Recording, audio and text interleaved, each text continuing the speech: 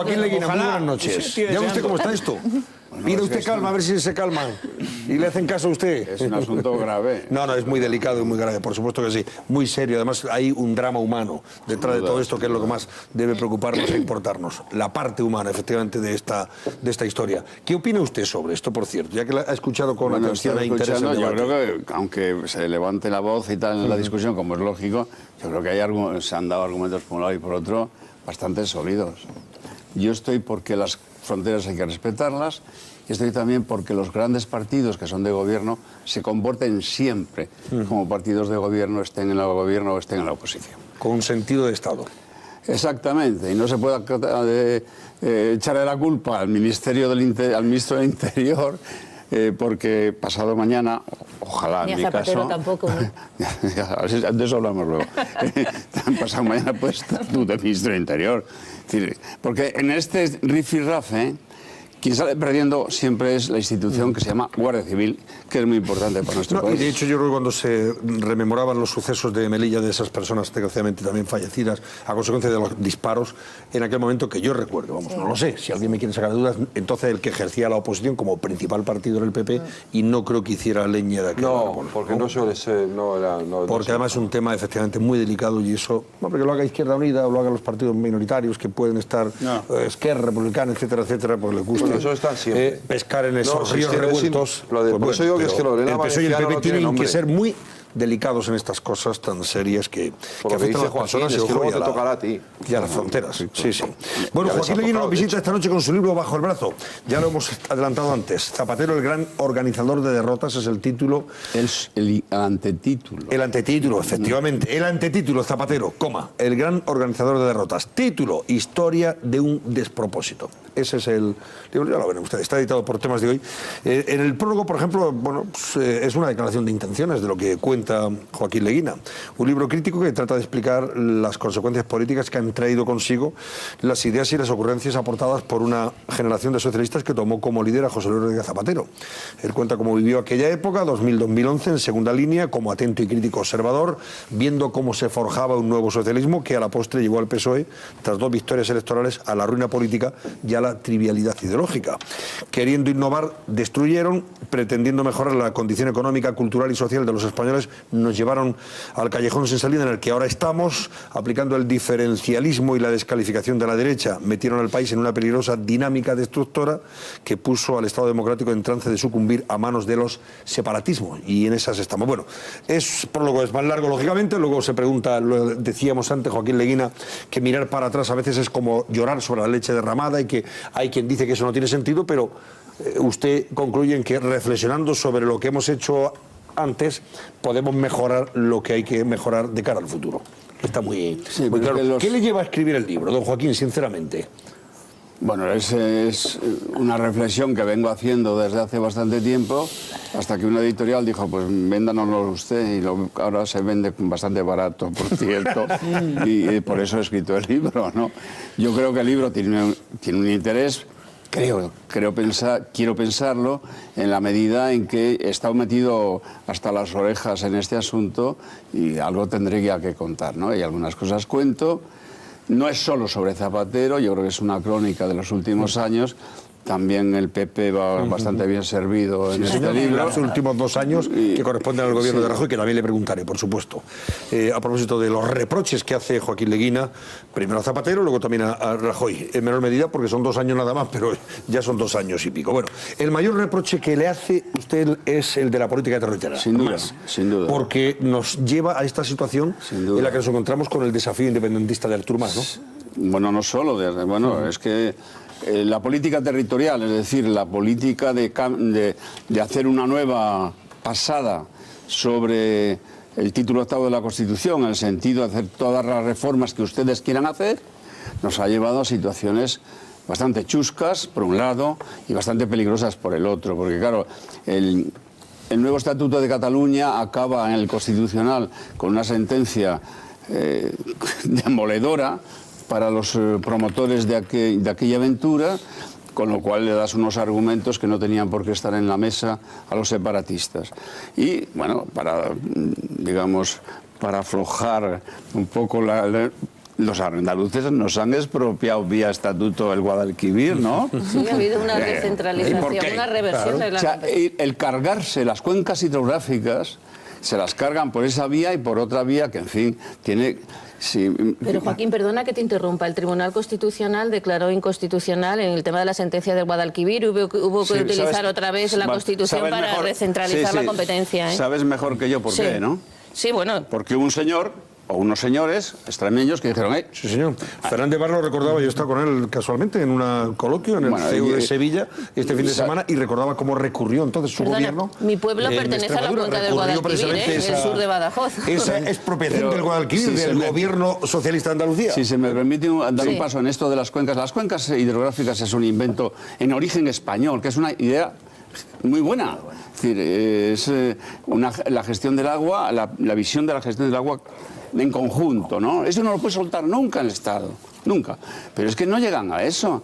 Es que para evitar los trasvases, que debían ser franquistas o algo así, se inventan que es mejor las desaladoras.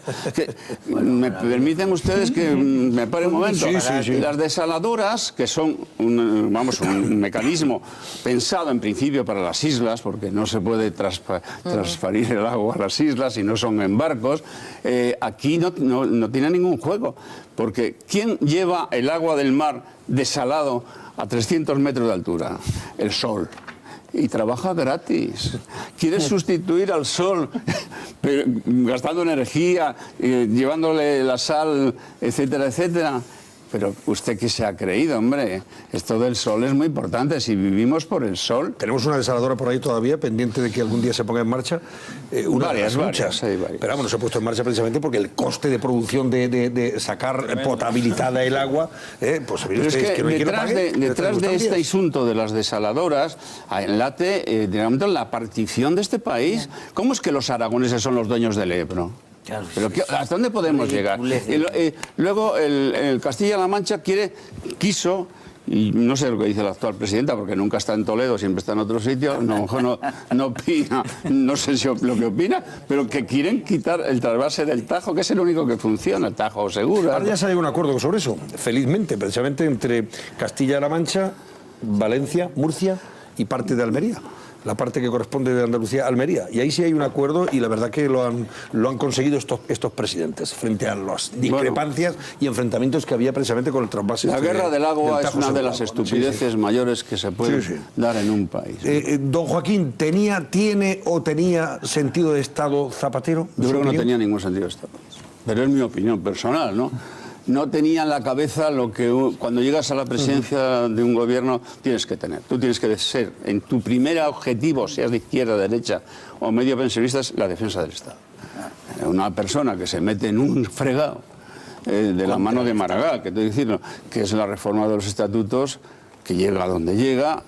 Oiga, mira, antes de eso, los experimentos con gaseosa.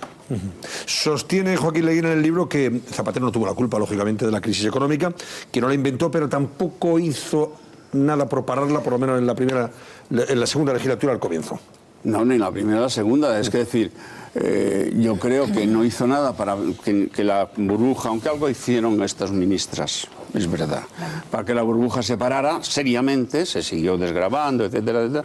Y lo que no hizo en ningún momento, y eso es lo más chocante para una persona de izquierdas, es que no tocó el sistema fiscal español, que está hecho unos zorros. ¿Cómo es posible, yo repito hasta la saciedad, a ver si se entera alguien, que el impuesto de la renta, que es el impuesto más poderoso de todo el sistema español, lo paguemos solo los asalariados prácticamente? Y un socialista llega allí y mira para otro lado. Hombre, usted tiene que arreglar esto. No hizo nada.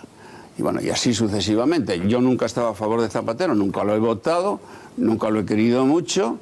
Me ha tratado bastante bien, que quede claro, desde el punto de vista personal no tengo nada contra él, pero me parece que este partido o hace un entierro de primera del zapaterismo y hace el duelo, y empieza a vivir de otra manera o va muy mal. ¿En qué fue o ha sido letal precisamente Zapatero para su formación, para el PSOE? Durante Yo creo estos que, años? bueno, el PSOE, primero se nos cargó a todos en una pirámide de edades que tenía el Partido Socialista invertida, es decir, es más arriba, la rima más grande que lo de abajo, cortas a los 50 años y te has cargado cualquier posibilidad de alternancia.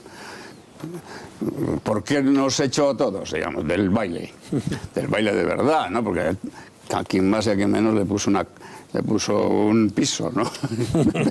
pero nos echó del baile por una cuestión puramente elemental de que nadie de querer vivir ahí eternamente, ¿no?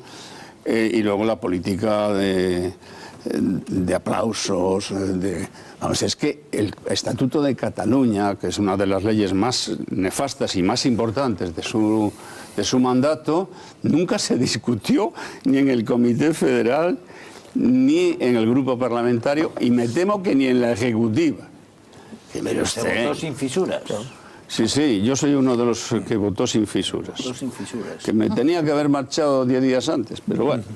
Yo recuerdo que algún presidente importante, entonces Manuel Chávez, al frente de Andalucía, decía, contra de los que le pedíamos como andaluces que por favor pusiera pie en pared en la medida de lo posible, aquello decía, no, lo que es bueno para Cataluña es bueno para Andalucía. Nosotros decíamos que no, que ahí en eso tenía razón Bono. Es decir, el que quiere comer aparte es porque el que quiere comer más y mejor.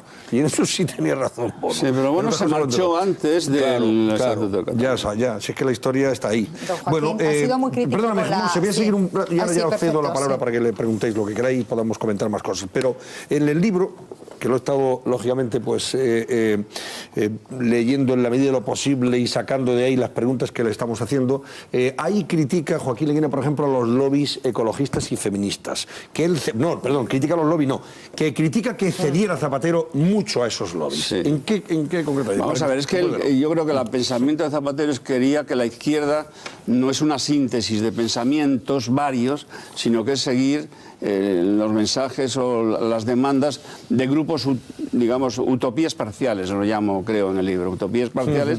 Hombre, es evidente que las feministas tienen razón en cuanto a la igualdad, pero claro, hay métodos y métodos, ¿no? Y, por ejemplo, estoy en contra, porque me parece un abuso, de las listas paritarias, y de los ecologistas, pues ya he hablado antes, ¿no?